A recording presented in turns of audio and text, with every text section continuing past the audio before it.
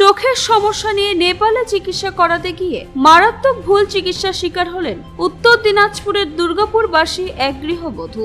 ভুল চিকিৎসার কারণে দৃষ্টিশক্তি হারানোর ভয়ে তীব্র আতঙ্কে দিন কাটাচ্ছেন তিনি। পরবর্তীতে রায়গঞ্জের চক্ষু বিশেষজ্ঞ ডক্টর অশোক দত্তের শরণাপন্ন হলে ডক্টর দত্ত পরীক্ষা করে জানান সুগারের মাত্রা বাড়ার কারণে চোখের সমস্যা হয়নি, প্রকৃতপক্ষে মস্তিষ্কের স্নায়ু খারাপ হওয়ার কারণে চোখের সমস্যা হয়েছে। তাই কোনো স্নায়ু রোগ বিশেষজ্ঞের কাছে চিকিৎসা করাতে হবে। রোগ নির্ণয় হওয়ায় স্বস্তি ফিরলেও নেপালের ওই বেসরকারি চক্ষু হাসপাতালের দায়িত্বজ্ঞানহীনতার সঙ্গে সুগারের চিকিৎসা করাতে চরম ক্ষোভ প্রকাশ করেছেন অনুরাধা হালদার নামে ওই গৃহবধূ। এই ঘটনায় আন্তর্জাতিক মানের বলে দাবি করা ওই নেপালি চক্ষু হাসপাতালের চিকিৎসা ব্যবস্থা এবং পরিষেবা নিয়ে স্বাভাবিকভাবেই বড়সড় প্রশ্ন উঠেছে। একই সঙ্গে রায়গঞ্জ ও মালদা সীমান্ত সংলগ্ন এলাকায় রোগীদের এইভাবে না জেনে বিদেশে গিয়ে ভুল চিকিৎসার শিকার হওয়ায় বিশেষ সতর্ক করেছেন স্থানীয় চিকিৎসকেরা।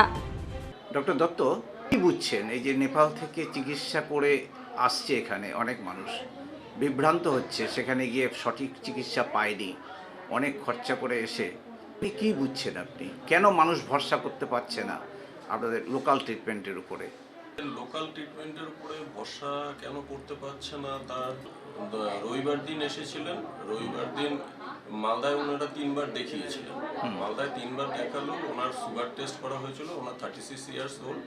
তো সুগার টেস্টে 200 একটু বেশি ছিল সুগার। তো ওনারা এই অ্যান্টিএস সেগমেন্ট, যেটা আমি একটু আগে বলছিলাম, ওনারা অ্যান্টিএস সেগমেন্টটা দেখেই বলেছিলেন যে এটা সুগারের জন্যই হয়েছে, এবং ওই বেসিসে ওনার ট্রিটমেন্ট চালানো হচ্ছিল। কিন্তু পেশেন্টের ইমপ্রুভমেন্ট হচ্ছিল না। 2 মাসে 3বার দেখানোর পরেও কোনো ইমপ্রুভমেন্ট হচ্ছিল না।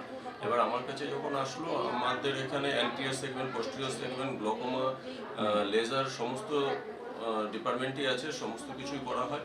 তো আমরা তখন ওনার অ্যান্টিরিয়র সেগমেন্টের সাথে সাথে পস্টেরিয়র সেগমেন্টটাও দেখা হয়। পস্টেরিয়র সেগমেন্টে আমরা দেখতে পাই যে চোখের একটা নার্ভ আছে, সেই নার্ভের জায়গাটাও খোলা আছে। তার সাথে একটা আবার অ্যান্টিরিয়র সেগমেন্টে আমরা দেখতে পাই যে ওনার একটা নার্ভ অ্যান্টিরিয়র সেগমেন্টে ড্যামেজ আছে, পালসি হয়ে আছে, সিস nerve palsy with disc oedema, optic nerve oedema. এই দুটো নার্ভ ইনভলভমেন্ট মানে এটা ধরেই নেওয়া হয় যে ওনার ব্রেনের মানে একটা সমস্যা আছে। আমরা ওই দিনই পেশেন্টকে বলেছিলাম যে আপনার মনে হয় না সুগারের সমস্যা আছে, আপনার একটা এমআরআই করলেই এটা ধরা পড়বে, কারণ কি এমআরআই সব টিস্যুগুলো আসে ভালো করে। তো ওনারা তারপরে গতকাল একটা এমআরআই করেছেন। এমআরআই দেখতে পাওয়া যাচ্ছে, এমআরআই রিপোর্টে দেখা গেছে যে হ্যাঁ, ওনার ব্রেনের সমস্যা আছে।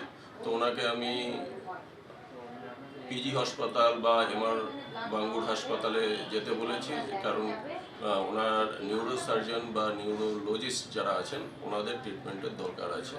আর ওনার সুগার অ্যাকচুয়ালি ধরা পড়েছে 215/16 পিপিটা, যেটা অনেক বেশি লেভেলের সুগারের নয়। 200 অবধি আমরা নর্মাল ধরে নিই, তবে সুগারের জন্য হতেই পারে। একটাই শুধু আমি বলবো যে অ্যান্টিরিয়র সেগমেন্টটা দেখে শুধু ডায়াগনোসিসটা হয়েছিল, যেহেতু অ্যান্টিরিয়র সেগমেন্টে একটা নার্ভ পালসি ছিল। কিন্তু যখন আমি দেখলাম যে অ্যান্টিরিয়র সেগমেন্ট, আমরা সমস্ত পেশেন্টেরই চেষ্টা করি অ্যান্টিরিয়র আর পস্টেরিয়র, তাহলেই গোটা চোখটা দেখা হয়। তো অ্যান্টিরিয়র পস্টেরিয়র দেখলেই ওটা কিন্তু ধরা যেত।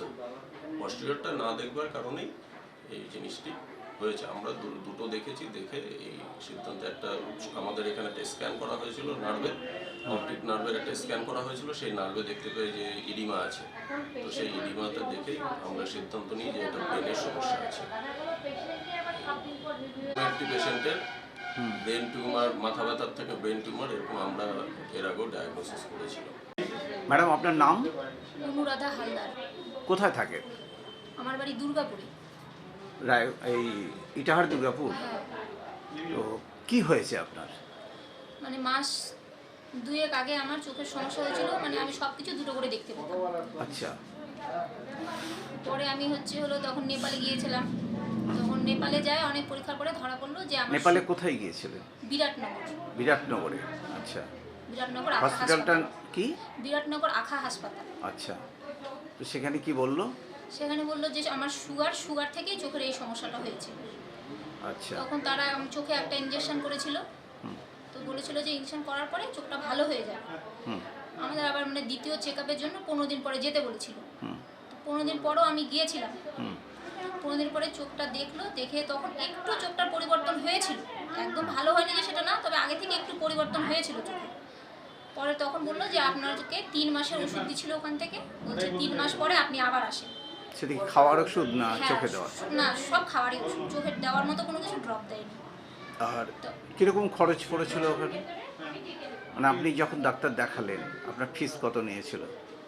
না ওখানে ডাক্তারের কোনো ফিস নেয়নি, হ্যাঁ, আচ্ছা। কিন্তু ইঞ্জেকশনটার জন্য নিয়েছিল, ইঞ্জেকশনটা যে ওখানে আমাকে পুশ করেছিল তার জন্য ডাক্তার টাকা নিয়েছিল, আর ওষুধের যা বিল হয় আর কি।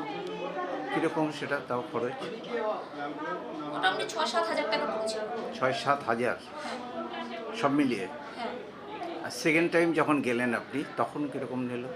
সেকেন্ড টাইমে যে শুধু টিকিট কাটতে আর ওষুধ যা লাগে ওষুধটা নিতে যা খরচা হয়েছে, সেবার কিরকম খরচ হয়েছে? তখন 1500 টাকার ওষুধ দিয়েছিল আমাকে 3 মাসে। আচ্ছা, কিন্তু ওখান থেকে আসার পরে তার মানে 8-10 হাজার টাকার খরচ আপনার হয়ে গেছে হ্যাঁ, অলরেডি।